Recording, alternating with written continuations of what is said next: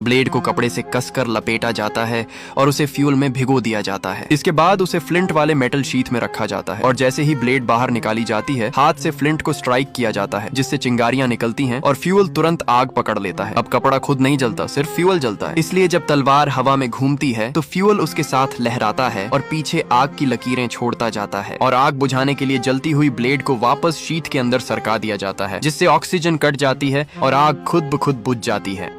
जब उन्होंने मच्छर की फीडिंग ट्यूब निकाली तो वह खोखली और सीधी थी, लेकिन इतनी नाजुक थी कि उसे सीधे इस्तेमाल नहीं किया जा सकता था। इसलिए उन्होंने उसे मजबूत बनाने के लिए रेजिन की कोटिंग की और उसे एक नीडल टिप से जोड़ दिया। फिर उन्होंने उसके आसपास एक 3D प्रिंटर तैयार किया और जैसे ही इंक उस ट्यूब से होकर बहने लगी, वह रेत के एक कण से भी पतली लाइंस प्रिंट करने लगा। इससे वे इतनी छोटी स्ट्रक्चर्स बना सके जिन्हें ज्यादातर प्रिंटर्स कभी नहीं बना सकते थे, और यह सब एक मच्छर की वजह से संभव हुआ। सोने की ईंट में बहुत पतले होल्स ड्रिल किए जाते हैं, फिर उनके अंदर टंगस्टन रॉड्स डाल दी जाती हैं और जब ऊपर की सतह को दोबारा बंद कर दिया जाता है तो वह बिल्कुल असली गोल्ड बार जैसी दिखती है और उसका वजन भी लगभग वैसा ही होता है। देखो, टंगस्टन का वजन लगभग सोने जितना ही होता है, इसलिए काउंटर फिटर्स इसका इस्तेमाल लोगों को धोखा देने के लिए करते हैं। लेकिन अगर उस बार को अल्ट्रासाउंड चेक से गुजारा जाए तो उसकी वेव्स टंगस्टीन से अलग तरीके से टकराती हैं, जिससे पूरा स्कैम पकड़ में आ जाता है।